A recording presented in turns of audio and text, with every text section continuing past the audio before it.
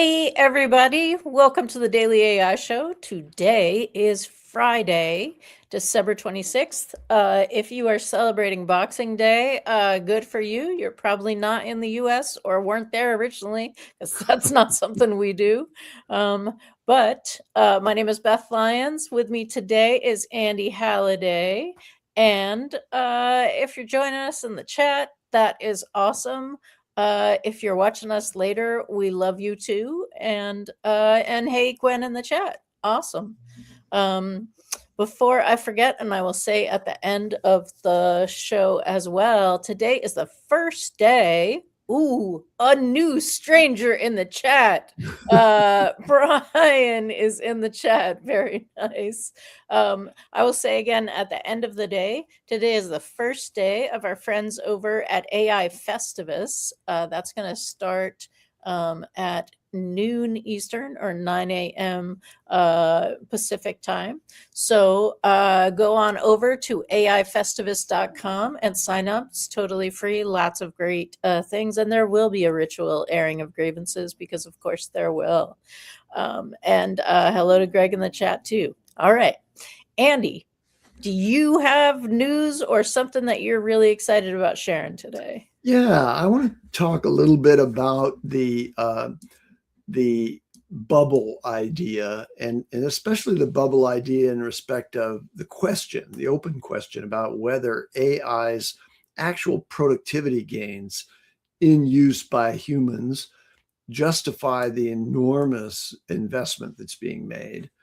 And so I'm going to share with you a perspective from an influencer and podcaster of significant note. And I'm going to kind of tell you a little bit about him first. And it's Lenny Rachitsky.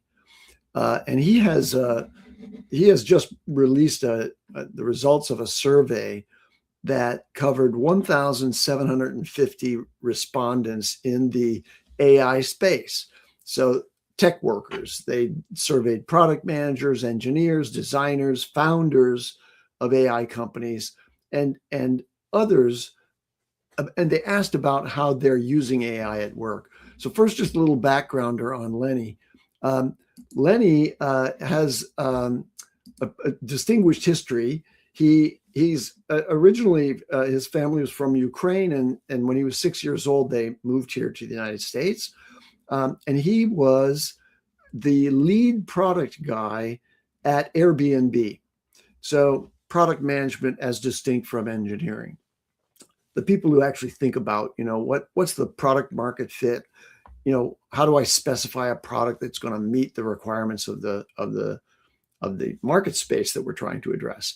And he arrived at Airbnb and became the product lead because he co-founded a company called Local Mind in 2010, long ago, and that was acquired by Airbnb.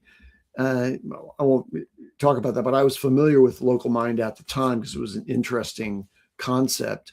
So anyway, he now, around 2020 or so, he left Airbnb after 7 or 8 years, and he is now working purely for himself. He has a newsletter called Lenny's Newsletter, which is really good. And again, almost like Nate Jones, who's also in the product management space. He has a very sharp perspective on what's happening in AI. And he also has Lenny's podcast. And interestingly, Lenny's podcast seems most similar to me to Lex Friedman's podcast, because but from the product side. And he interviews really high level people in the world of AI. And most recently, I have teed up on a tab here an interview he did with oh gosh, I can barely remember. It's how Lovable. It's the person who's in charge of product for Lovable, and how they arrived at within 1 year a 200 million annual revenue run rate. And that's one of the key metrics for anybody in product is how do we get to ARR that's significant? Anyway, so Lenny produced this survey along with a colleague who they've done this before apparently. And let me just recap for you very quickly what the outcome of it is. But if you go to Lenny's newsletter, sign up for that for the free version, you'll have access to this particular post that is all about what exactly AI is doing for people out there, function by function. And so here, so just some top line takeaways, but some beautiful graphics, and they cover each of the areas: engineering, product management, designers, founders, and how are they individually using that. And they've done that in a really nice way. Okay, so against the position of those who are saying there's not sufficient productivity coming from AI, he said of these 1,750 respondents, 55% said that AI has exceeded their expectations, and 70% said that it improved the quality of their work. More than half of respondents say that AI is saving them at least a half a day per week, and founders are getting the most out of AI. Half of them report that AI saves them over 6 hours per week, and that's that's meaningful, especially as we talked earlier on the show about compounding effects, which is if you're using AI and it's saving you time, the time you save is also going to be using AI, and so it's kind of got a flywheel effect that way. He notes that designers are seeing the fewest benefits. Only 45% report a positive ROI, compared with 78% of founders. 78% of founders, people who are running startups, use AI extensively. Engineers have accepted AI as a coding partner and now want it to handle the most boring but necessary work of building products, which is like documentation, code review, writing tests, etc. A whopping 92.4% of respondents report at least one significant downside to using AI tools. So there's definitely room for improvement, but these are very proficient people using it. And like me, they've run afoul of things that LLMs particularly have difficulty with and require constant supervision, as I pointed out. On a side note, I just came across a note about the Salesforce executives who, and this is a Salesforce executive commenting on the inherent unreliability of LLMs, particularly with respect to agent force and agents in general. And this is a quote from Sanjana Parulakar, who's the senior vice president of product marketing at Salesforce. She said, "We all had more confidence in LLMs a year ago." She points to the model's inherent randomness and their tendency to ignore specific instructions as primary reasons for the shift. And also, the company struggles in agent force with drift, where AI agents lose focus when users ask intermediate questions, right? So if you distract the agent, then they get lost. So Salesforce own studies confirm that behavior by agents remains a persistent challenge. And so one of the things that Agent Force is doing is they're on track now for doing $500 million in annual revenue with Agent Force. But their platform is now allowing users to set deterministic, rule-based structures on their agents' capabilities in order to sort of solve partly for this problem with LLM's non-deterministic nature. So anyway, that's just a few thoughts about an important study that says, wow, AI is actually exceeding expectations among product managers, engineers, and founders. And so there's promise here yet that AI, despite its downsides, is going to come through for us for all of the investment that we're making in it. So that's really interesting. I remember that in the beginning, one of the best things about Agent Force was that it was going to be able to tell you how to build the flow that you wanted to do. When the flow is in Salesforce automation that has logic and conversational, like if this, then that, right? If not this, then this other thing. And that was one of the beauties, and maybe they just shot a little too far outside of that. So it is also interesting that you just shared about all of these roles that people play in the Lenny story that you just shared, and people are asking for a link. So if you have a link, we'll pop it in the community. Maybe we'll pop it in the chat here too if we can. But on Christmas Eve was the first time that I saw this mentioned, but OpenAI Academy, which is academy.openai.com, shared prompt packs for various roles. So ChatGPT, there's any role, just good prompts. ChatGPT for sales, for customer success, for product, for engineers, for HR, for IT, for managers, and executives. Those all look like the newer prompt packs that were released. Or maybe they're just a grouping, but that is interesting as well. And it's always interesting to see what the people who created it think people are using it for. And also, as we know, one of the things that happens when you're sharing your data is that they're learning how people are using it so that they can share that. So it's not necessarily that they're training the new model on the content of what you're talking about, but they are learning like how you communicated with it and if you liked it on a large aggregate. Because what did we say? 8 million users every week or something like that. So that's the next big news story that I had. Anything else for you, Andy? Yeah, I have a couple things here. This is interesting. Waymo is a spin out of Google.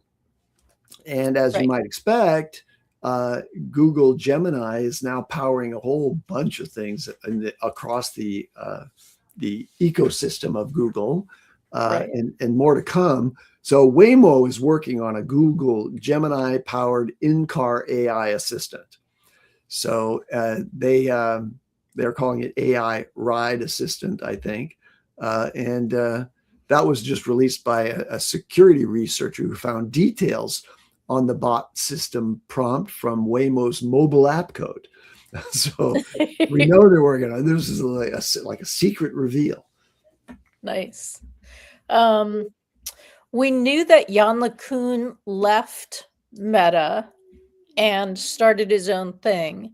They have, excuse me, they have released VL JEPA, JEPA, and we knew that JEPA was something that I think Meta was working on. VL JEPA is voice. VL JEPA is vision, and it's a non-generative model. So it doesn't generate images or translations or any of that, but it does have a worldview, and it is something that has a unique feature in that it is working in latent space. And that's about as much as I can say about that, because I don't really understand the difference between what is latent space in this context. But I believe because it's not actually generating anything specific other than learning and understanding, and therefore it's able to make better decisions within the world, that VL JEPA is something that we will hear more about as we move forward. We know that Jan's big point that has always been the sort of difference between where he comes from and where the majority of the big engineers at the frontier model companies is that Jan has said the whole time, we're not going to get there with large language models. You need, if we're going to have something that has, if we're going to make it to artificial general intelligence, it has to be able to engage in an understanding of the world. So cool. And I couldn't find where he actually posted about it. It's actually people who are, he liked somebody's post who had released something about that. So that's kind of where that is. Other thoughts, Andy? I actually, I'll share another thought. One of the things that OpenAI has been talking about is you can add Santa to any of your images that you generate. If you if you upload an image of you, a Christmas image of you, you can add Santa with their image model. That also is like, I don't know if they brought back the voice Santa. Does anybody know if they brought back the voice Santa? That was the big thing last year, right? That you could choose Santa as the voice that you were going back and forth with when you were talking to ChatGPT. I didn't see anything about that voice coming back, but maybe this is their nod to including Santa in your ChatGPT experience. You can in fact pretend that Santa was right there with you in your Christmas picture in front of your Christmas tree. Yeah. Great. Okay, here's a fragment from my notes that I never added to an earlier thing, and this was from several days ago. But Google is acquiring a company in the power space. It's called Intersect Power, and they develop utility scale solar, battery storage, and clean energy infrastructure. And they have already multi-gigawatt projects operating or under construction in the United States. And they focus on regions like Texas that has abundant wind and solar. And now they're positioning their projects to serve these hyperscalers like OpenAI and Google and others. But Google bought them, or is in the process of buying them. So it's creating energy parks that would, be generation, storage, and industrial level power sourcing for these big data centers that are, a key part of this fit out of the AI infrastructure across the globe. So anyway, that's news about one of the steps that Google's taking. And as you know, China is focusing on small nuclear reactors and renewable energy sources, small modular reactors, they're called SMRs. And those are much smaller scale. And you can imagine that the technology will ultimately shrink down to the point where you could have a nuclear reactor at gigawatt scale that's the size of a house rather than the size of an industrial plant. Absolutely.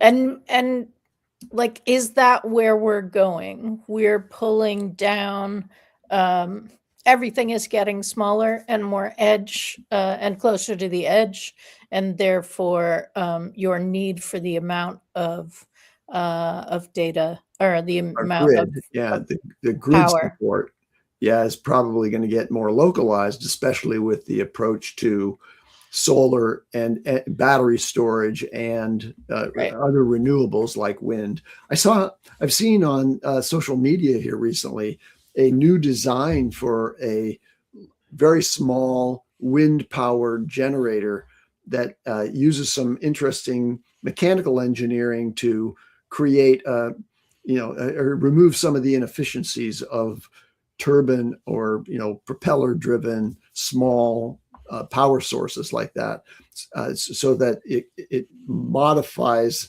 the sort of the topology of the blades that are in a rotating cylinder, depending on the wind speed. So at a very low wind speed, it's catching a lot, and as the wind speed gets higher and higher, it governs in a mechanical way. So there's lots of different forefronts, if you will, or campaigns underway to shrink and make more efficient all of the ways that we harvest and or generate power, and make it more local. Make it so you can generate wind just in your own vicinity, as opposed to generate wind power, I should say. Right. There was a comment that I saw. I think I was on Blue Sky, and it was based on an article talking about lava lamps are making a comeback. Right there, what was cool when long ago is now cool again. and the commenter is a climate scientist, and said, imagine losing so much heat, being so inefficient in your bulb that you lose so much heat you could melt the wax in the liquid that then makes that happen, right? And it's just a different way of looking at things. Again, I think where we're watching and where we're hoping the AI can add some experiment, shorten the learning curve or shorten the experimentation time, is battery advancement. Yeah. So on that subject, I just saw this morning. I didn't read the thing, but I think it's in the neurons list of all of their sort of news links down at the bottom.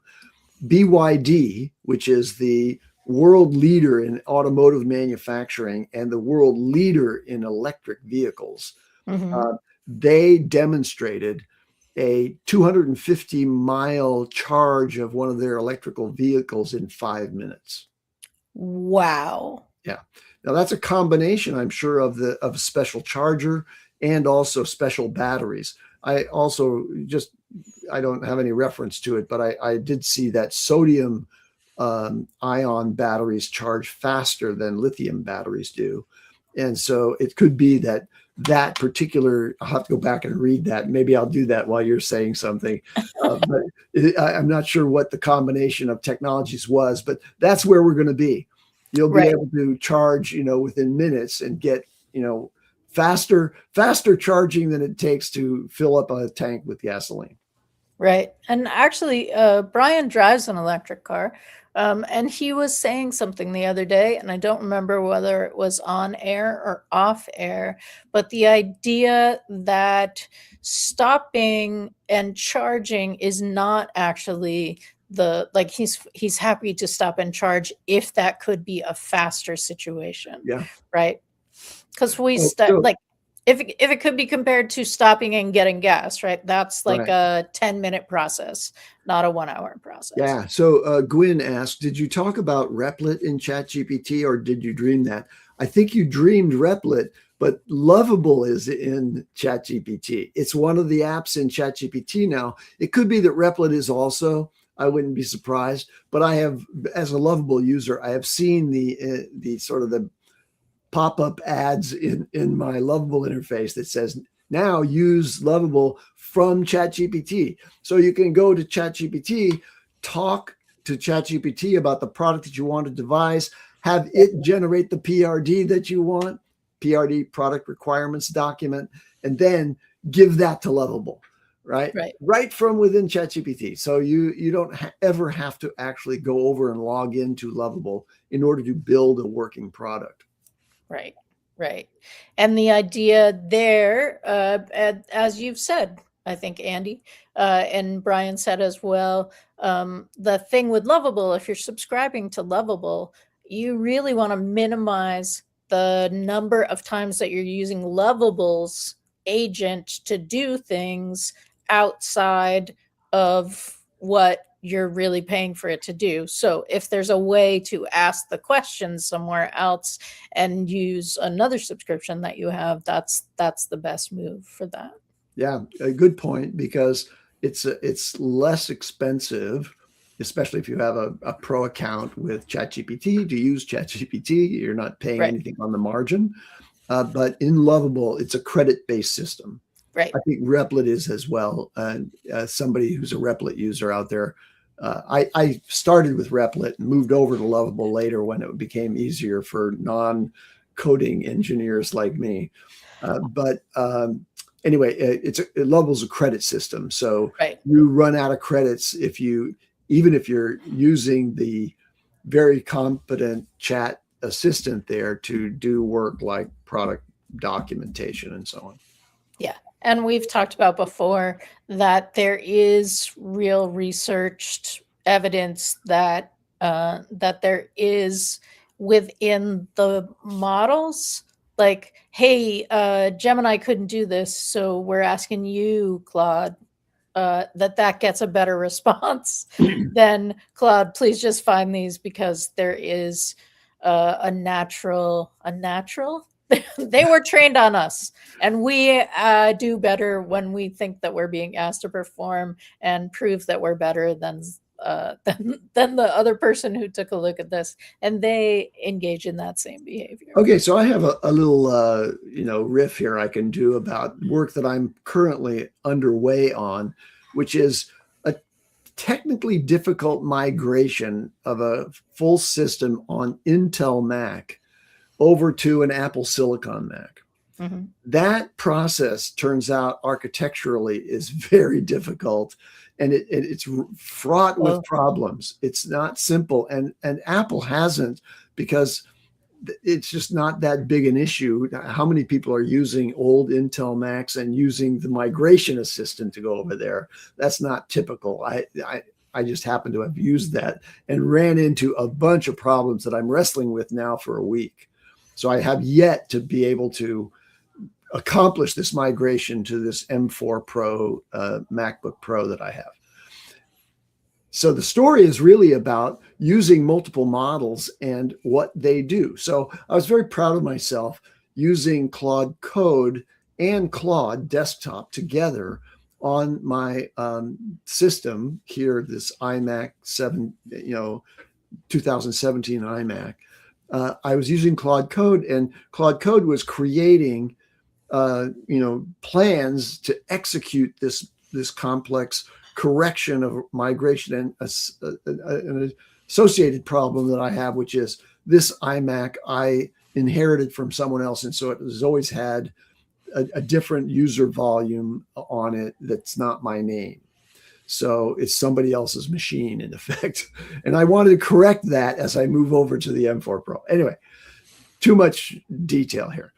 The storyline is that Claude Code and Claude Desktop went back and forth, and they gave me really, over the course of many days, they gave me quite definitive instructions on how to do this rename process, associated cleanup, and then move over to the MacBook M4 Pro and figure out how to restore the migration, which had basically corrupted the M4 thing with all of the problems that pre-existed on this iMac. Well, that failed repeatedly, and I've just been going through a loop with Claude Code. So finally, I said, okay, I'm going to take the latest sets of instructions. I'm going to put it over into Gemini. Well, I want to read to you what Claude said about this after I gave it the results from Gemini. So I gotta find this, but this is just really it's basically it's going to I gotta find it. It's in such a long thing here. It's a personality. Oh, here we go. Oh heck. I'm almost there. Give me a second. Complete checklist. Okay. So what I said to Claude was, I said, look, I am going to do what you said again. Was the latest version of what they wanted me to do. But I'm going to give you the results of another assistance analysis of this situation. And I want you to then incorporate that into your thing. So here's what it said. The other assistance plan is more comprehensive and identifies critical gaps in my approach. Let me complete a unified, complete strategy. What I missed safe mode boot for iMac, which would break the crash loop without the entering into the recovery mode. Okay, there's a safe mode thing that's available and always was, but Claude didn't know about it. Mm-hmm. Okay, explicit Cloud Docs database deletion clears corrupted sync state. I missed that. Ghost folder check, which would find duplicate iCloud folders. I missed that. Preemptive cache clearing on the MacBook Pro, which would prevent sync corruption before the rename process. And the specific command sequence, because the orders matters critically in this situation. What the other assistant got right: safe mode breaks the file coordination D loop. Deleting Cloud Docs database is essential, not just disabling sync. which was Mm-hmm. what it was providing. So I just wanted to share some of the flavor of what it's like to work with multiple agents at the same time. And I had gotten sort of uh, incorrectly confident in Claude and Claude Code when Gemini actually had a broader understanding and used deep research in a way Mm-hmm. that Claude did not. So Mm-hmm. the deep research surfaced these other things, I'm sure, in Gemini's ecosystem in a way that if I had done that at the outset, I would have saved myself probably 15 hours of work. Mm. Okay. Yeah, and you don't know what you don't know until you're in your recursive process where it's Right. saying, sure, boss, hang on, I'll fix it for good this time. And then, oops, this is what happens again. So now I have Claude's unified comprehensive plan, and I'm packaging it up to give it back to back to Gemini and say, does this pass muster? Is this going to work? Nice. That is awesome. Um, and I do think that that is sort of that is one of the pieces of wanting to do a big comprehensive piece of process, which of course you're wanting to do when you have a new system and you want to port things over. It is one of those things that I think, like, I'm hearing Rachel Woods in my head say, like, how can you break it down? But there are only so many ways you can break something down if in fact the point is large. One of the things that I wanted to share today actually comes from, let's see if I can paste it into the chat. It comes from Brandon Gell, who is at every.to. Yeah. Every.to is one of my favorite organizations. They are doing really interesting things. They write, they do podcasts, and they have software services that they've created, like Monologue, which is like Flow, Whisper Flow Monologue. You, if you're a subscriber at Every, you get Monologue for free, and it you can talk to it and it will transcribe ish and make what you've said just slightly better, right? So if you've done, it's not a direct transcription, because if you've rethought the way you want to say something, it will go with the rethought phrasing and remove the stutters or the like those kinds of things. So at Every, they were talking about their end of year review and how they did it with Claude and the results of it, right? So that's something that they shared out in their material. People were asking for the prompt and what was it, and I have just pasted in the chat, and I'll do it in the community as well, the prompt that they used. Lots of people are asking, and Brandon shared processes, right? One improvement I'd make to this is requiring specific information for in-quarter project documenting, start date, end date, those kinds of things. That wasn't something that they had, but it is an incredibly specific and comprehensive prompt. It starts with, you are an interviewer agent that helps department leads create their Q4 OKR review, 2026 strategy, and Q1 OKRs. You guide them through a structured conversation, challenge their thinking to ensure alignment with company's strategy, and save the final strategy to the whatever database, right? Before every interview, review the company strategy and key elements to enforce alignment with theme, customer success, what we will not do, those kinds of things. Your main job. And then there are at least 3 parts to this. Part 1 is the Q4 OKR review before the strategy discussion. It is an incredibly comprehensive prompt. And I think it is well worth, if you are in that place, well worth taking a look at and seeing if this can inspire you or work for you. Part 2 is the strategy, the 2026 strategy, and part 3 is the Q1 OKRs. And those each have different instructions under each of them. Again, a reminder to challenge the thinking. And so he calls it a Christmas present. It is. I want to unwrap that one. Yeah. I managed the goal execution process at my last real gig, where I was the chief operating officer, and we used OKRs, and we had quarterly gamified pursuit of those things with incentives for achievement and all of that. And I'd like to see an AI supported quarterly and or other period OKR generator and reviewer. That's really cool. But in our new StreamYard thing, I can't click on the link that you put up there. All I can do is show it. That's the only thing I can do. So, or I could actually block you.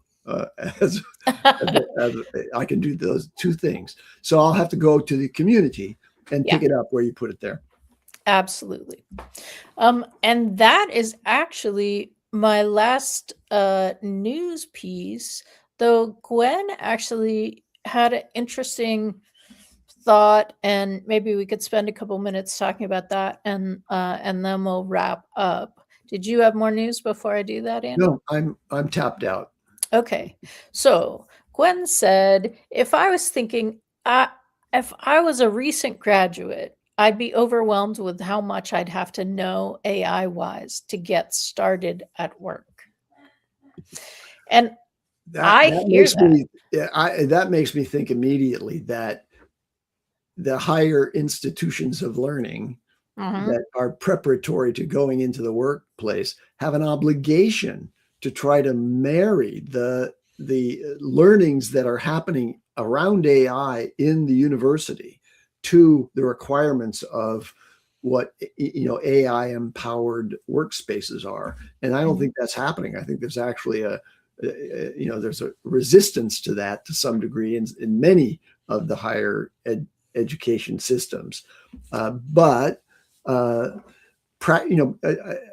doubt that there are many universities that have as a part of their core curriculum, not in the CS,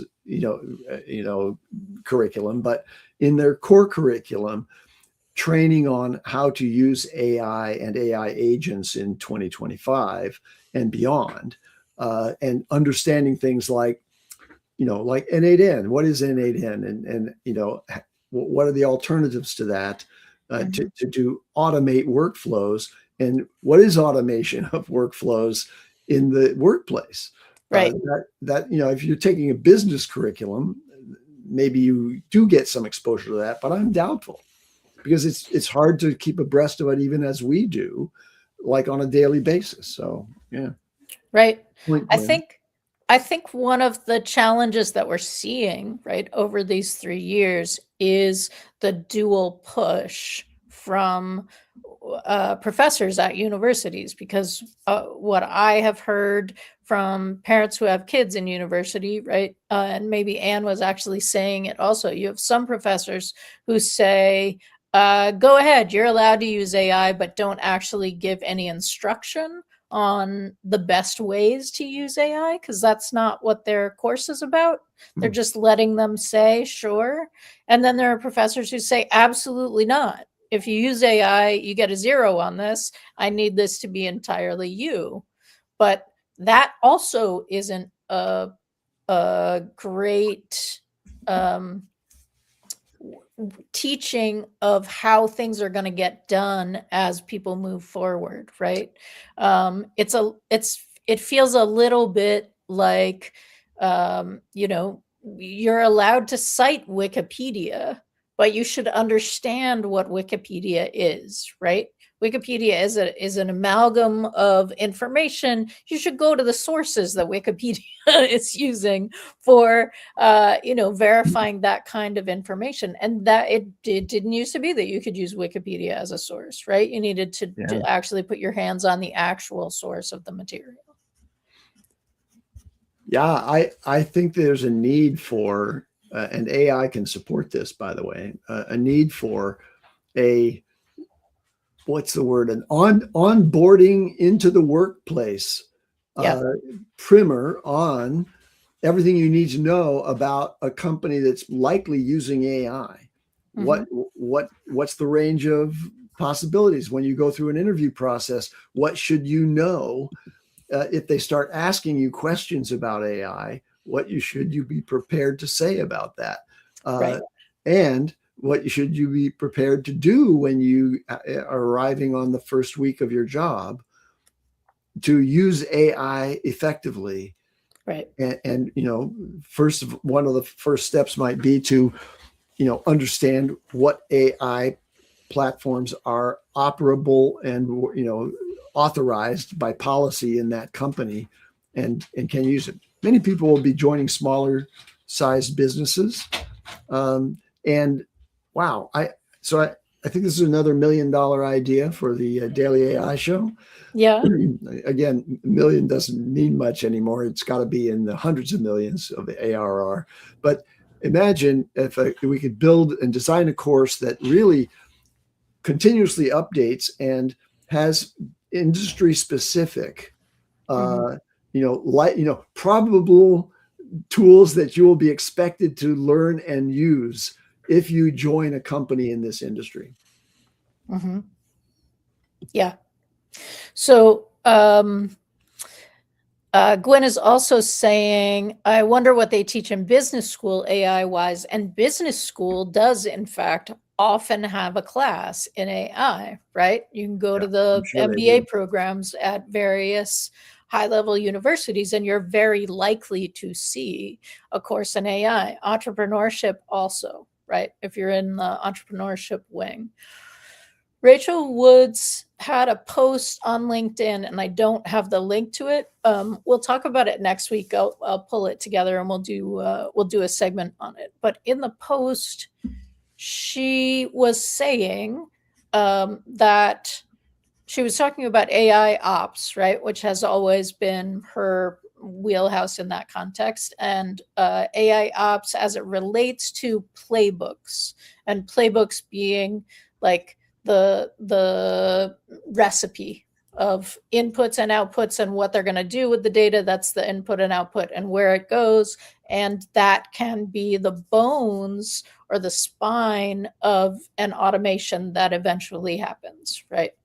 So so that was part of what she was talking about. And she said in the post, if she were looking for a job today, she would pick the 100 companies that pick 100 companies you want to work for, right? Your top 100, and do a playbook for each one a day, send it to them.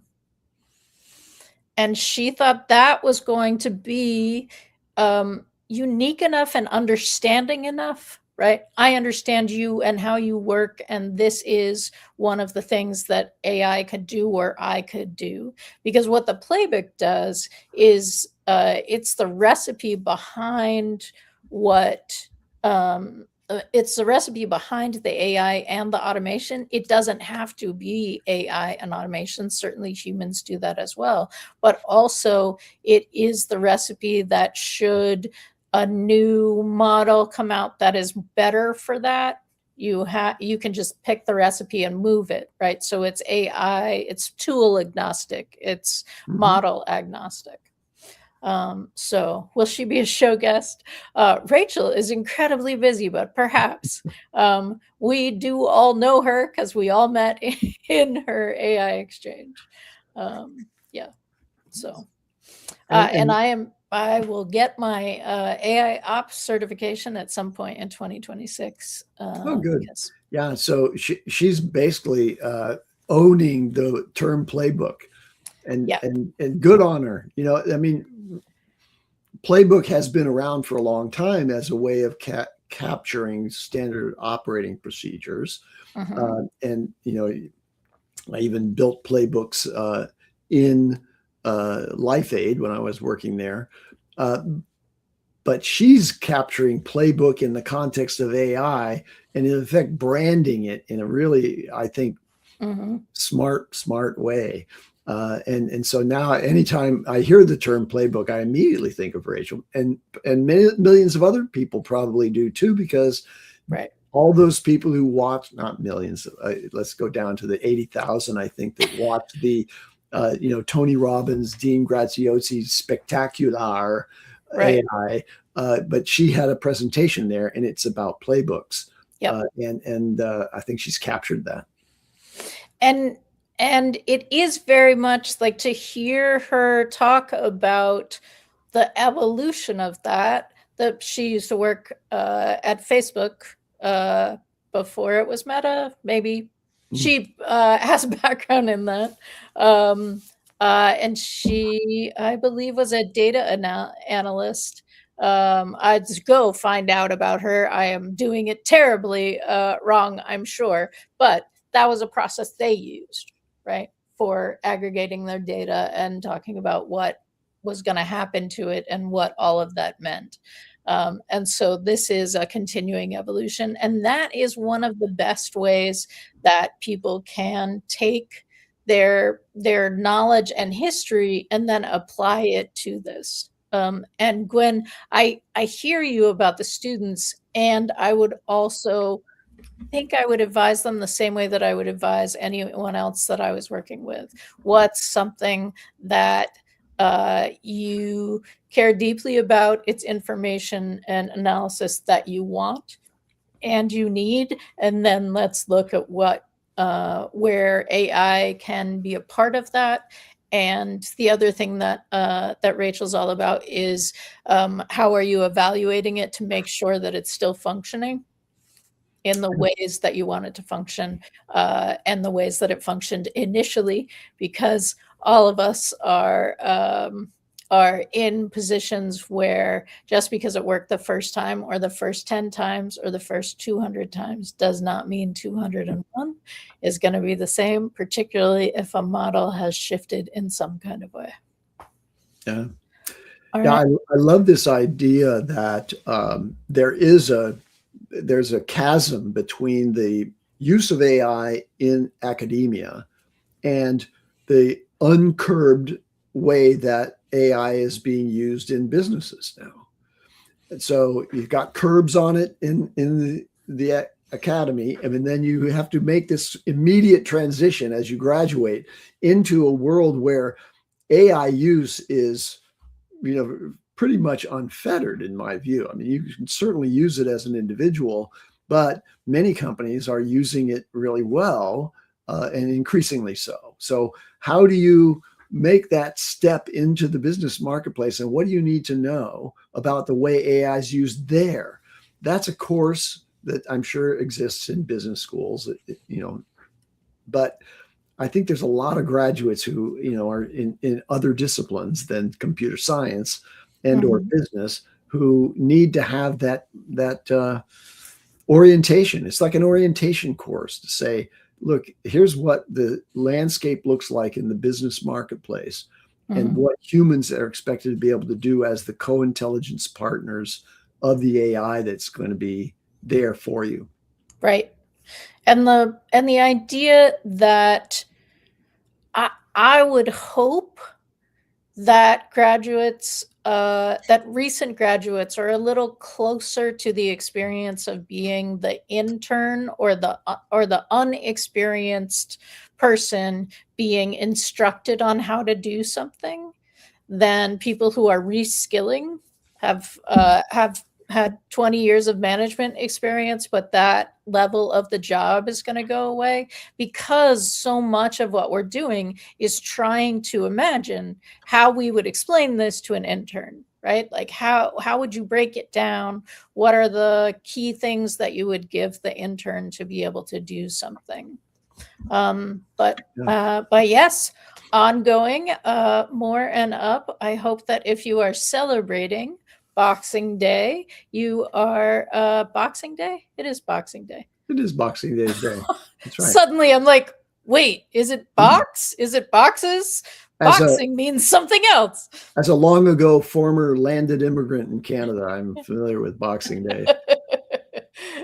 If you're celebrating Boxing Day, I hope you're enjoying it.